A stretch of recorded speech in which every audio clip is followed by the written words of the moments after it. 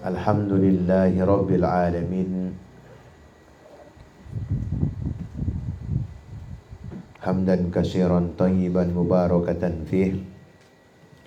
Asyhadu an la ilaha illallah wa asyhadu anna Muhammadan abduhu wa rasuluh. La nabiyya wa la rasula ba'dah. Allahumma salli wa sallim ala nabiyyina Muhammadin sallallahu alaihi wasallam wa ala alihi. Qala Allah Ta'ala fil Qur'anil Karim fa huwa asdaqul qailin. Ya ayyuhalladzina amanu taqullaha haqqa tuqatih wa la tamutunna illa wa antum muslimun. Wa qala fi ayatin ukhra ya ayyuhalladzina amanu taqullaha wa qulu qawlan sadida yuslih lakum a'malakum wa yaghfir lakum dzunubakum wa may yuti'illaha wa rasulahu faqad faza fawzan 'azima. Wa qala ya ayyuhan nasu ittaqu rabbakumul ladzi khalaqakum min nafsin wahidah wa khalaqa minha zawjaha wa bassa minhuma rijalan katsiran wa nisaa'a wattaqullaha alladzi tasaaluna bihi wal arham innallaha kana 'alaikum raqiba. Wa qala Rasulullah sallallahu alaihi wasallam ittaqullaha haitsuma kunta watbi sayyatal hasanata muquha wa khaliqin nas bihulukin hasanin. Amma ba'd. Ikhwani fiddin arsadakumullah. Para pejuang yang dirahmati oleh Allah Subhanahu wa taala, marilah senantiasa kita memanjatkan puji dan syukur kehadirat Allah Subhanahu wa taala yang telah melimpahkan rahmatnya, barokahnya kepada kita semua, sehingga kita sampai hari ini bisa merasakan nikmatnya Islam, indahnya keimanan, bisa melaksanakan ibadah, bisa melaksanakan kebaikan-kebaikan, bisa menjadi manusia-manusia yang bermanfaat bagi orang lain, bisa menjadi sumber inspirasi-inspirasi kebaikan.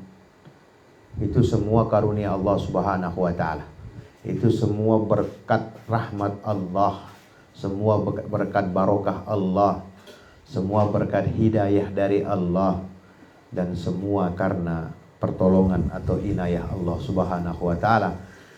Maka sebagai seorang hamba yang pandai bersyukur, maka tentu tidak boleh kita menyia-nyiakan segala rahmat, segala nikmat yang Allah telah turunkan kepada kita semua dengan melakukan kedurhakaan, dengan melakukan kemaksiatan.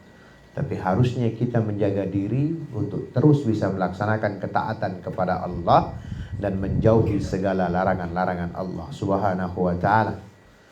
Sebagaimana kalimat yang disampaikan oleh Ibnu Hazm rahimahullah. Beliau mengatakan, barang siapa yang tidak bisa menggunakan nikmat yang Allah berikan kepadanya untuk mendekatkan diri kepada Allah, maka itu adalah sebuah petaka, bahwa badiyah, ya kan? Barang siapa yang tidak bisa menggunakan nikmat yang telah Allah turunkan kepadanya, tidak bisa mendekat dirinya kepada Allah, tidak bisa membuat dirinya tambah taat kepada Allah, tidak bisa membuat dirinya tambah tunduk kepada ketentuan-ketentuan Allah, bahwa baliyah, maka kenikmatan itu akan menjadi ancaman baginya. Kenapa? Karena semua kenikmatan-kenikmatan yang Allah turunkan kepada manusia akan dimintai pertanggungjawabannya nanti di akhirat. Semua kenikmatan-kenikmatan yang Allah berikan berupa penglihatan, berupa pendengaran, berupa segala indera yang dia miliki akan dimintai pertanggungjawaban oleh Allah. Maka kalau kenikmatan-kenikmatan itu tidak dia gunakan untuk menambah pundi-pundi pahalanya, tidak dia gunakan untuk meraih keridhaan Allah, maka itu akan menjadi petaka baginya, akan menjadi ancaman baginya. Manakala dia tidak bisa mempertanggungjawabkan segala nikmat yang diturunkan, maka Allah akan mintai dia pertanggungjawaban. Salawat dan salam kita haturkan kepada Nabi besar Muhammad sallallahu alaihi wasallam, atas segala petunjuk beliau, atas segala pengajaran beliau, atas segala uswah hasanah yang sudah diajarkan kepada beliau, sehingga kita sebagai umatnya bisa melaksanakan Islam, bisa mengerti tentang syariat Islam, bisa mengerti tentang kehidupan dan arti kehidupan, bagaimana menjalankan kehidupan ini agar diridhoi oleh Allah Subhanahu wa taala. Maka mudah-mudahan selawat dan salam tercurah sepenuhnya kepada beliau, kepada keluarga beliau, kepada sahabat-sahabat beliau, kepada tabi'in, itba'ut tabi'in, dan seluruh pengikut-pengikutnya yang setia mengikuti sunnah-sunnah beliau sampai hari kiamat nanti. Dan kita bermohon kepada Allah menjadi salah satu dari umatnya yang mendapatkan syafaat beliau nanti di akhirat kelak. Amin ya rabbal alamin. Para pejuang yang dirahmati oleh Allah Subhanahu wa taala, pada pertemuan yang dahulu kita sudah menyampaikan tentang 10 musuh cita-cita. 10 musuh yang harus diantisipasi, 10 musuh yang harus dijauhkan dari kita, karena 10 hal ini akan membuat kita celaka, akan membuat kita tidak bisa melaksanakan Islam dengan sempurna, akan membuat kita lemah dalam perjalanan juang kita, akan membuat kita susah untuk menghadapi kenyataan atau menjalankan misi dakwah, misi jihad. Maka perlu kita antisipasi dan kita buka kembali. Pada pertemuan yang dahulu kita sudah sampai kepada 5 poin. Maka 5 poin berikutnya akan kita sampaikan hari ini. Untuk itu yang harus kita sadari bersama, sudah menjadi sunnatullah bahwa dalam kehidupan setiap hamba teriring ujian-ujian yang menghadapinya. Maka bisa kita katakan dalam setiap pelaksanaan kebaikan, dalam setiap pelaksanaan kebenaran, setiap usaha untuk menjalankan syariat Islam pasti ada provokasi-provokasi, pasti ada konspirasi-konspirasi, pasti ada bujukan-bujukan untuk menjauhkan diri dari kebaikan tersebut, untuk menjauhkan diri dari kebenaran tersebut. Karena ini juga merupakan janjinya iblis kepada Allah Subhanahu wa taala setelah dia diusir oleh Allah dari surga. Maka dia berjanji kepada Allah Subhanahu wa taala akan menggoda anak cucu manusia, anak cucu Adam ini menggoda manusia agar jauh dari rahmat Allah, agar jauh dari keridhaan Allah dengan cara membujuk, merayu dan segala macamnya, dengan segala upaya agar para hamba atau orang-orang beriman jauh dari Allah Subhanahu wa taala. Kemarin kita sudah membahas tentang kekuatan tirani. Manakala kekuasaan dipegang oleh orang-orang yang tidak baik, ketika kekuasaan dipegang oleh orang-orang yang jahat, ketika tirani menjadi ancaman bagi keberlangsungan dakwah Islam, maka ini menjadi ancaman. Maka perlu kita menguatkan diri agar bisa menghadapi kekuatan-kekuatan tirani. Ya, itu pentingnya umat Islam harus memiliki kekuasaan. Ya, karena salah satu syarat untuk mencegah kemungkaran itu adalah dengan kekuasaan. Sabda Rasulullah sallallahu alaihi wasallam, "Man ra'a minkum munkaran falyughayyir bi yadihi, fa illam yastati' fa bi lisanihi, fa illam yastati' fa bi qalbihi wa zalika ad'aful iman." Sabda Nabi sallallahu alaihi wasallam, barang siapa yang melihat kemungkaran, cegahlah dia dengan kekuasaannya. Ya, poin terpenting untuk mencegah kemungkaran yang besar, mencegah kejahatan yang komprehensif, kejahatan-kejahatan global, perlu kekuasaan. Ya, perlu kekuasaan agar efektif pemberantasan kejahatan itu. Ya, maka sebaliknya jika kekuatan tirani menjadi ancaman, maka kita harus siap. Ya, kita harus siap karena tirani itu kecenderungannya kejam, diktator dan segala macamnya. Tapi pesan Allah Subhanahu wa taala indah sekali dalam Quran surat Ali Imran yang kemarin kita bacakan. Ali Imran surat yang ketiga ayat 139. Wala tahinu wala tahzanu wa antumul a'launa in kuntum mu'minin. Wahai kaum mukmin, janganlah kalian merasa hina dan jangan bersedih. Derajat kalian lebih tinggi daripada orang-orang kafir jika kalian benar-benar beriman kepada Allah Subhanahu wa taala dan Nabi Muhammad sallallahu alaihi wasallam, ya kan? Kita akan lebih tinggi derajat kita, ya. Cuma hari ini karena intimidasi kekuasaan menyebabkan para pejuang-pejuang kebaikan, mujahid-mujahid dakwah menjadi lemah. Maka perlu menguatkan diri. Poin yang kedua adalah hilangnya harapan dan putus asa. Ya, maka seorang pejuang itu harus memiliki harapan, harapan kemenangan, harapan kejayaan, harus memiliki itu. Bayangkan kalau para pejuang saja tidak punya harapan menang, bagaimana yang lainnya? Ya, maka di dalam usaha menegakkan syariat Islam, dalam usaha untuk memperjuangkan Islam, maka harapan harus selalu kita bangun. Harapan selalu kita jadikan sesuatu yang harus kita tempuh. Dan jangan pernah putus asa. Karena manakala kita putus asa karena lelahnya kita berjuang, manakala kita putus asa karena susahnya kita mendapatkan kemenangan, selesai sudah. Ya. Maka kalau lelah sebaiknya istirahat, tapi jangan menyerah. Ya, jangan putus asa. Manakala sudah bangkit tenaga, sudah ada energi, maka lanjutkan perjuangan. Kemudian kemarin juga kita sudah membahas tentang munculnya keruatan hidup dan kesulitan ekonomi. Ya kan? Itulah kenapa para pejuang ini harus memiliki ekonomi yang mapan. Ekonomi yang bisa membuat dia tidak lagi diribetkan dengan urusan ekonomi manakala dia berjuang di jalan Allah. Itulah kenapa pentingnya kekayaan, pentingnya materi di tangan orang-orang soleh, khususnya para pejuang, ya kan? Ketika kekayaan materi ada di tangan para pejuang atau orang-orang soleh atau orang-orang baik, pasti kekayaannya digunakan untuk membela agama Allah, ya kan?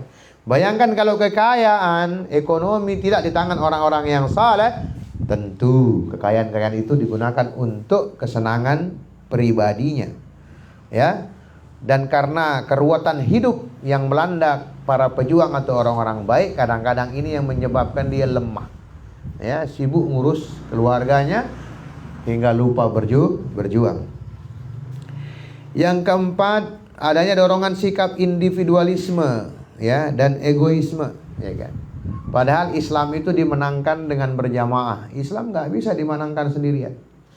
Ya, itulah kenapa manusia adalah makhluk sosial, ya kan, makhluk yang memiliki ketergantungan dengan yang lainnya, ya kan.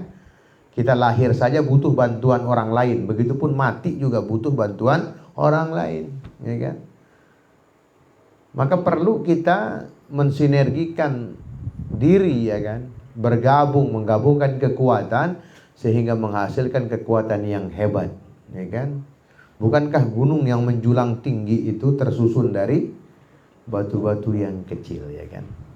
Maka kalau kita bisa mengumpulkan potensi diri untuk meraih kemenangan dalam perjuangan, maka itu mudah. Maka pasti akan tercapai. Susahnya kemenangan hari ini karena masing-masing berpikir parsial-parsial. Masing-masing memiliki sikap egoisme, menganggap diri paling benar, menganggap diri paling layak, menganggap diri paling bisa untuk menghadapi segala tantangan. Padahal manakala potensi-potensi diri digabungkan, akan menjadi sebuah kekuatan yang hebat. Kemudian poin yang kelima, tunduk pada rutinitas dan menyerah pada kenyataan, ya kan? Nah, ini juga terjadi kepada kita, tunduk pada rutinitas dan menyerah pada kenyataan. Rutinitas keduniaan kita membuat kita kadang-kadang lupa dengan pentingnya kita menggalakkan perjuangan, itu, ya kan?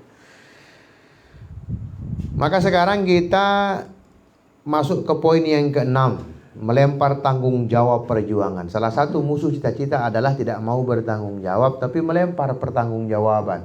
Nggak mau disalahkan, nggak mau mengemban amanah, maunya enak-enak saja, ya kan? Padahal kullukum ra'in wa kullukum mas'ulun an ra'iyatihi. Kalian itu adalah pemimpin, kata baginda sallallahu alaihi wasallam. Ya, kullukum ra'in, kalian semua itu pemimpin. Wa kullukum mas'ulun an ra'iyatihi, dan semua kalian akan dimintai pertanggungjawaban atas apa yang kalian pimpin. Coba buka Quran surat 23, surat Al-Mu'minun ayat 115. Ketemu?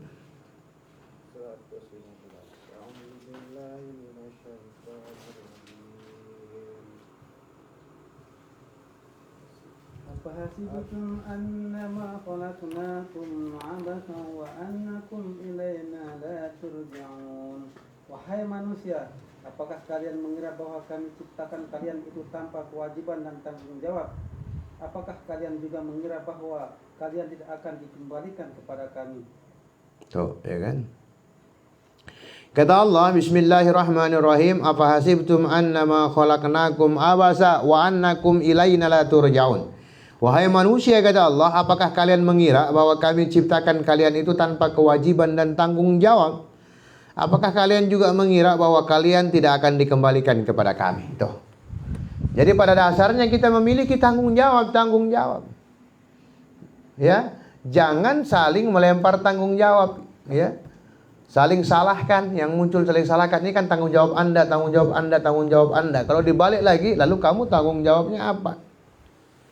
Ya. Maka tanggung jawab kita yang paling besar adalah memenangkan Islam. Tanggung jawab kita itu memenangkan Islam. Ya, memenangkan Islam dalam setiap definisinya, dalam setiap lini kehidupannya. Menangkan Islam dalam masalah ekonomi, artinya apa? Pakai syariat Islam dalam mengembangkan ekonomi, ya kan? Menangkan Islam dalam kehidupan sosial. Harusnya Islam menjadi rujukan. Ya. Jadi dalam semua lini ketika kita menangkan Islam artinya kita memakai standar Islam. Ya, memakai standar Islam. Nah, hari ini tidak terjadi seperti itu, maka menyebabkan Islam menjadi lemah. Karena masing-masing tidak mau bertanggung jawab terhadap dirinya. Ya, maka Allah ingatkan kita melalui firman-Nya ini, apa hasibtum annama khalaqnakum abasa wa annakum ilaina la turja'un. Ya kan? Ya.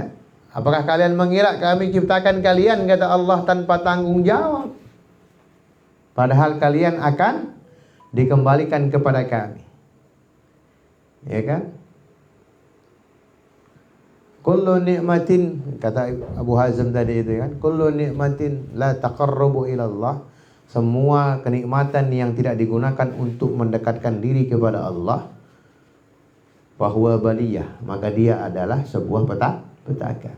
Dalam Quran surah Al-Isra pun dikatakan bahwa penglihatan, pendengaran, bahkan hati akan dimintai pertanggungjawaban oleh Allah Subhanahu wa taala. Ya. Itu dia.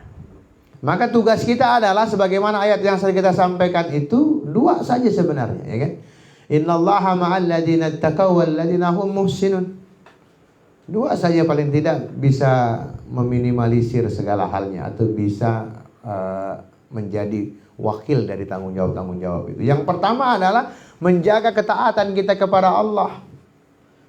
Ya. Karena apa? Allah bersama orang-orang yang tunduk, orang yang patuh kepadanya.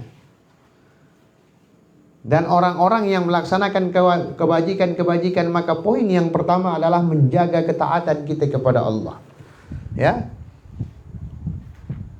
Ketaatan yang kuat ditandai dengan menangnya kita, bisanya kita memenangkan diri dalam setiap ujian-ujian. Itu tanda iman yang kuat. Iman yang kuat tidak bisa diraih kalau nggak ada ujian, nggak ada standarnya.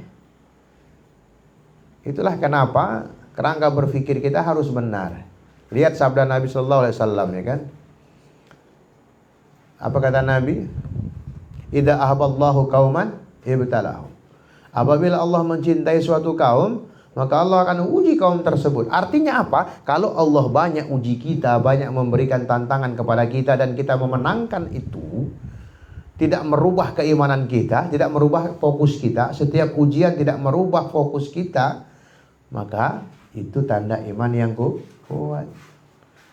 Tapi manakala kita mengaku punya iman yang kuat, tapi tidak sanggup menghadapi tantangan, nggak sanggup menghadapi ujian, maka tidak bisa dikatakan iman yang kuat.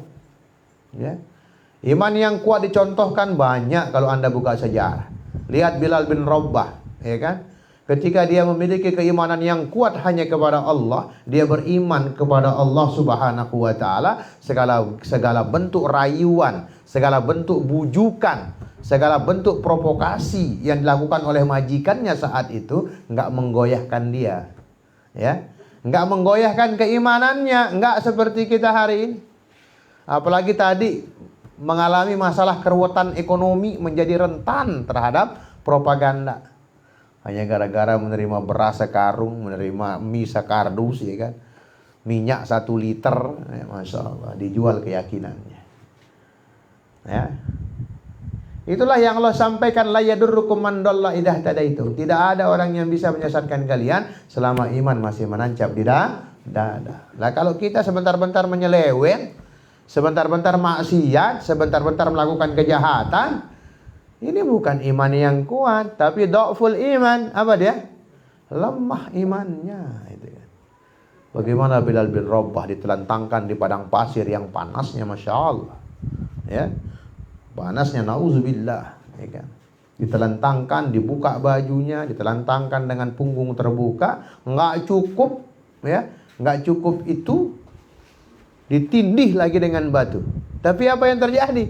Karena imannya kuat, ujian yang dia terima saat itu tidak menggoyahkan keimanan dia, nggak menggoyahkan keimanan dia.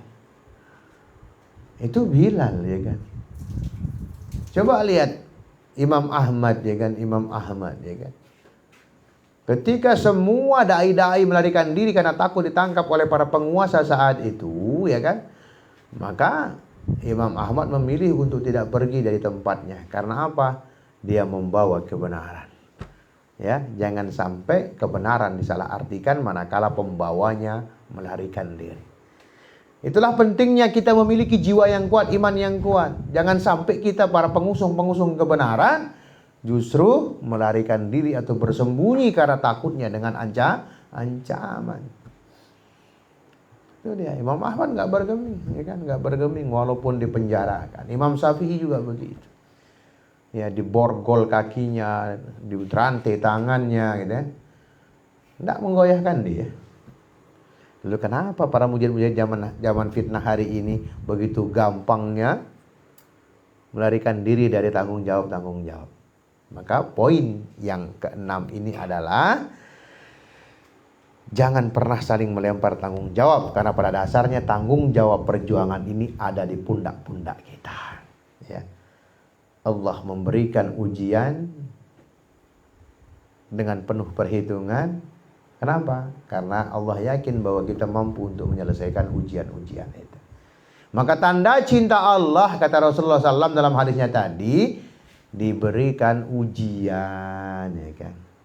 Maka cerdas berpikir dalam setiap ujian itu harusnya tidak menggoyahkan kita, tidak menggoyahkan fokus kita, tidak membuat kita menjadi pelaksana-pelaksana maksiat karena menghindari di setiap ujian. Kemudian yang poin yang ketujuh adalah konspirasi kafir dan munafik. Hati-hati dengan konspirasi, ya kan? Konspirasi identik dengan propaganda-propaganda atau strategi-strategi menjatuhkan Islam. Ingat, Allah sudah mengingatkan kita dalam firman-Nya, yuriduna liyudfi'u nurallahi bi afwahihim wallahu mutimmu nurihi walau karihal kafirun, ya kan? Sesungguhnya orang-orang kafir itu ingin memadamkan cahaya Allah dengan lisan-lisan mereka. Periksa juga Quran surat Al-Baqarah surat yang kedua ayat yang ke-9. Ya, coba Al-Baqarah ayat 9.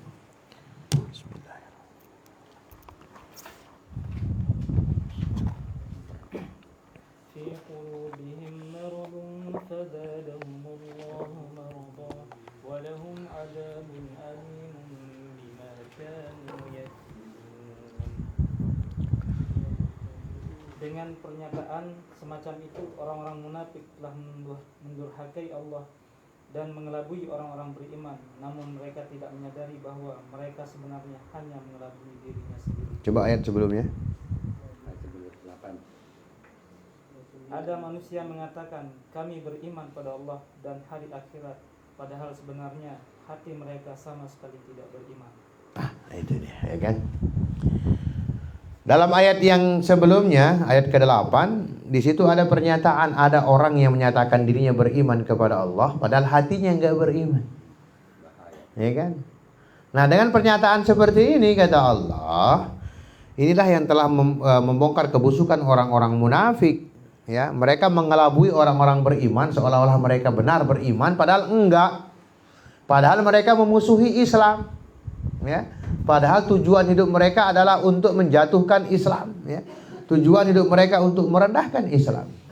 Banyak hari ini berkedok kiai, ya, berkedok ustadz, berkedok tuan guru, masya Allah, ya kan. Padahal satu kali pun mereka tidak pernah memikirkan kejayaan Islam. Bagaimana memenangkan Islam? Ya. Bagaimana menjadikan Islam sebagai panduan hidup seluruh masyarakat? Ini dia. Ingat, provokasi-provokasi orang kafir itu adalah untuk menjauhkan orang Islam dari ajaran Islam. Walan tarda ankal yahudu walan nasara hatta tattabi'a millatahum. Orang Yahudi, Nasrani tidak akan pernah rela kepada orang Islam sampai orang Islam itu mengikuti mereka. Mengikuti gaya hidup mereka, mengikuti kemunafikan mereka, mengikuti kepengejutan mereka, mengikuti ketidakberimanan mereka. Coba lihat. Ya, maka mereka enggak segan-segan menipu kaum muslimin dengan menyatakan amantu billah, aku beriman kepada Allah. Ya, aku mengikuti Rasulullah, karena bagi mereka tidak menjadi kedosaan berbohong, tidak berat mereka berbohong, ya, karena mereka munafik. Ya, ini yang sering dipertontonkan hari ini, konspirasi-konspirasi, seolah-olah paling mengerti agama, tapi padahal tidak pernah menjayakan agama. Itu dia. Maka para pejuang harus hati-hati tentang provokasi-provokasi. Ya. Maka caranya adalah tetap di jalur kebaikan. Laksanakan terus kebaikan-kebaikan itu. Karena hadis Rasulullah mengatakan kullu ma'rufin shadaqah. Ya kan? Ya. Setiap kebaikan itu adalah sedekah. Ya kan? Nah, maka sibukkan diri untuk itu. Sebagaimana yang kita sampaikan tadi di ayatnya tadi. Yang pertama adalah menjaga diri untuk selalu tetap taat kepada Allah. Yang kedua, menjaga diri untuk selalu melaksanakan kebaikan. Ya, itu saja. Karena dengan poin itu Allah akan menjaga kita. Ya kan? Itu dia yang penting, ya kan?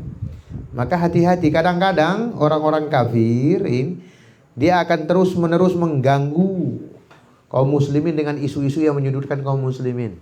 Ya, kalau dulu isunya terorisme, ya kan. Ya, yang dulu isunya macam-macam. Tujuannya adalah menyudutkan Islam sehingga Islam tidak lagi disenangi oleh orang-orang Islam sendiri, ya kan? Itu tujuan orang-orang kafir. Agar orang-orang Islam tidak lagi bangga dengan syariahnya. Agar orang-orang Islam tidak lagi bangga dengan budayanya. Agar orang-orang Islam tidak lagi bangga untuk menjalankan ajaran nabinya. Bahkan yang lebih hebat lagi, agar orang-orang Islam enggan melaksanakan perintah Allah. Itu dia. Dia sudutkan dengan segala macam isu. Intoleransi, ya kan? Anti kebangsaan, anti kebinekaan, macam-macam. Tujuannya itu menyudutkan kaum muslimin. Maka kita sebagai orang yang Islam harus cerdas. Ya. Bukankah yang memiliki dalil tentang kecerdasan itu orang Islam? Tapi kenapa orang Islam tidak mau belajar, giat untuk mencari kecerdasan itu? Yarfa'illahu alladziina aamanu minkum walladziina utul ilma darajat. Allah meninggikan derajat orang-orang yang beriman dan berilmu pengetahuan di antara kalian beberapa derajat. Yang punya konsep ini Islam. Ya, yang punya konsep ini Islam. Tapi kenapa orang Islam tidak berbondong-bondong untuk mencari itu? Karena hati mereka tertutup dengan kemaksiatan-kemaksiatan. Itu provokasi orang-orang kafir. Lain lagi provokasi para munafik. Mereka masuk ke tengah-tengah kaum muslimin karena mereka masih memiliki surat sakti yang dinamakan syahadat. Ya, orang-orang Islam tidak anti kepada mereka karena mereka masih bersyahadat. Maka dengan dalil syahadat itulah mereka merusak Islam dari dalam. Ya kan? Menggembosi-gembosi, membuat orang Islam tadi ragu, membuat orang Islam kagum dengan syariat selain Islam, ya. Padahal ayatnya mengatakan wa anna hadza sirati mustaqima fattabi'uhu. Firman Allah, ini adalah Islam, syariatku, kata Allah, maka ikuti dia, fattabi'u, ikuti syariat Islam. Wala tattabi'us subula fatafarraqu bikum an sabilihi. Dan janganlah kalian mengikuti syariat-syariat selain Islam. Karena syariat selain Islam berpotensi menjauhkan kalian dari keridhaan Allah dan menyebabkan kalian menjadi bermusuhan.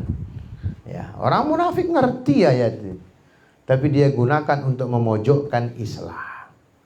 Ya, karena siapapun yang berpegang teguh kepada Islam selamat, nggak akan goyah.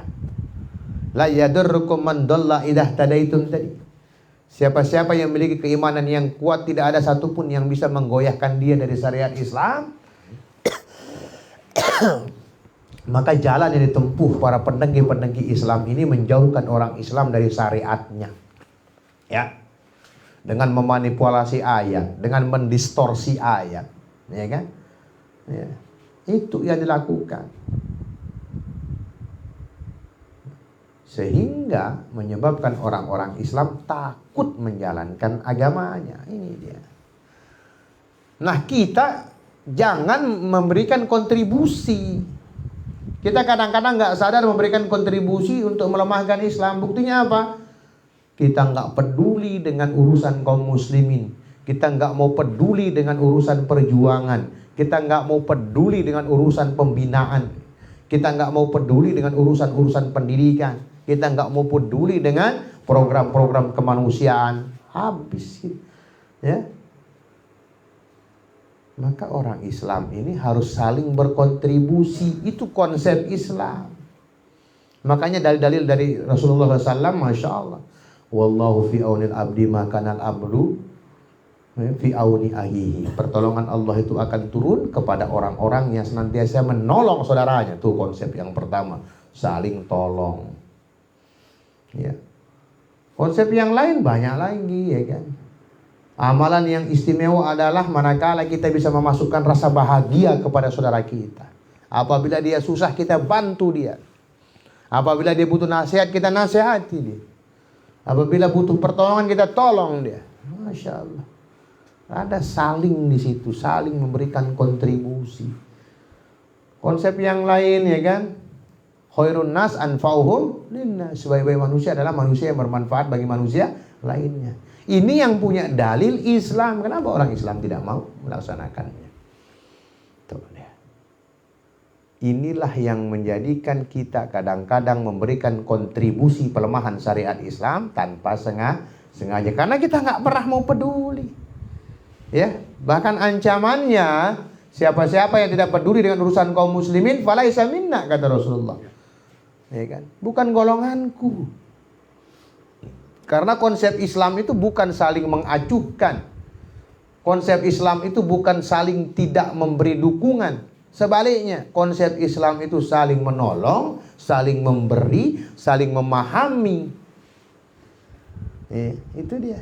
Maka selalu yang kita ulang-ulang kalimat itu, ya kan, yang selalu digunakan oleh orang-orang munafik untuk menjauhkan Islam dari komunitasnya adalah alasan perbedaan.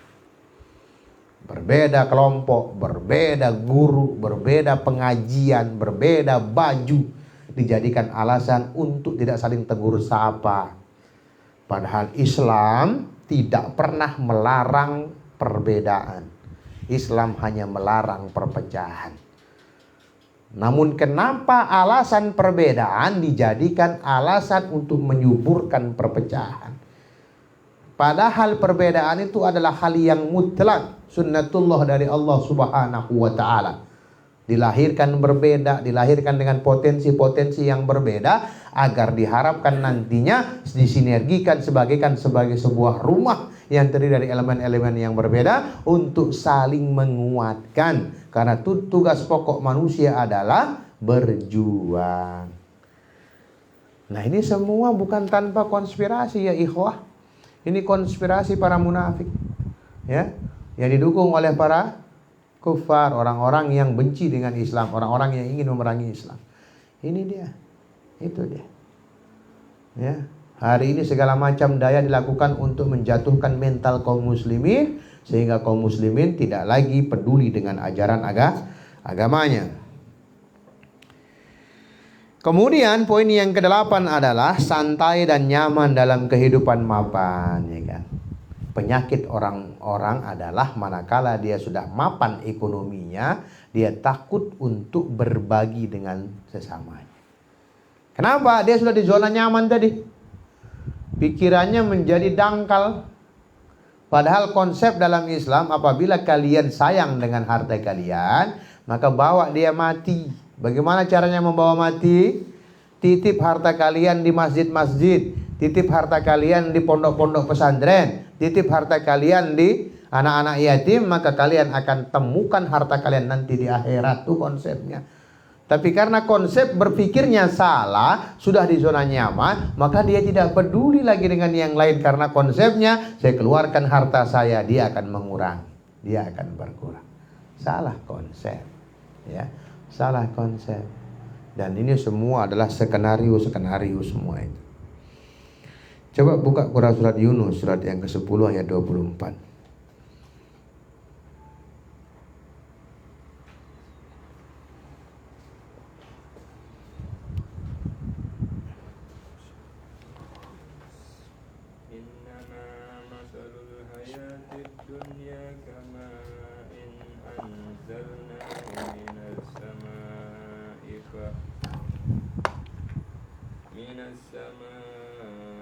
فاختلط به نبات الأرض مما يأكل الناس والأنعام حتى إذا أخذت الأرض زخرفها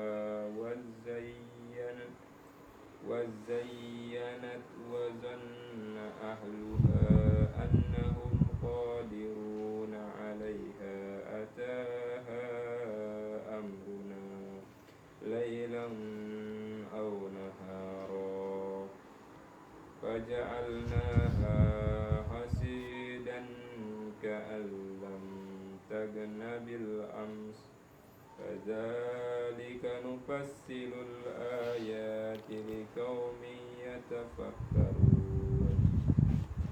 Perumpamaan kehidupan dunia ini laksana air yang kami turunkan dari langit. Lalu dengan air itu Allah menumbuhkan tumbuh-tumbuhan di bumi dengan subur. Tumbuh-tumbuhan itu menjadi makanan manusia dan ternak.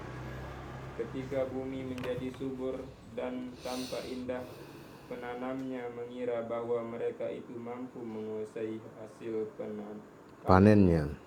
Akan tetapi tiba-tiba pada malam harinya atau siang harinya datang azab kami jadikan tumbuh-tumbuhan itu musnah karena bencana. Tumbuh-tumbuhan itu seolah-olah tidak pernah ada sebelumnya. Demikianlah kami jelaskan bukti-bukti kekuasaan kami dengan rinci dalam Al-Quran pada kaum yang mau berpikir. Tuh lihat, ya kan? Sangat jelas Allah katakan, ya kan? Ini sindiran kepada orang-orang yang menganggap kehidupan mapan menjadi satu-satunya tujuan. Padahal nggak sulit bagi Allah untuk menghilangkan itu semua dalam sekejap. Nggak sulit bagi Allah untuk membiarkan hartanya habis. Ingat Korun, ya kan? Bagaimana dia menumpuk hartanya, dimasukkan dalam gudang-gudang emasnya, yang sekejap saja Allah tenggelamkan semua itu. Maka kerangka berpikir seorang pejuang harusnya, ya kan, kelebihan ekonomi dia, kelebihan materi dia gunakan untuk perjuangan, dia gunakan untuk memupuk kebaikan, ya. Karena ingat, kita nggak bisa lagi bermain-main dengan waktu, ya. Karena apa? Kita tidak bisa menyatakan bahwa harta kita akan abadi, enggak. Kalau Allah berkehendak sebentar saja hilang, ya. Itulah kenapa ekonomi, kehidupan mapan harusnya dimiliki oleh orang-orang soleh. Karena kalau orang soleh sudah mapan, Masya Allah, yang dia pikirkan membantu, yang dipikirkan berinfak, yang dipikirkan membantu perjuangan.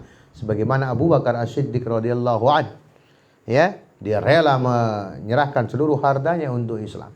Lihat Abu Umar bin Khattab menyerahkan setengah harganya, ya, dan begitu seterusnya para sahabat radhiyallahu anhum, ya kan?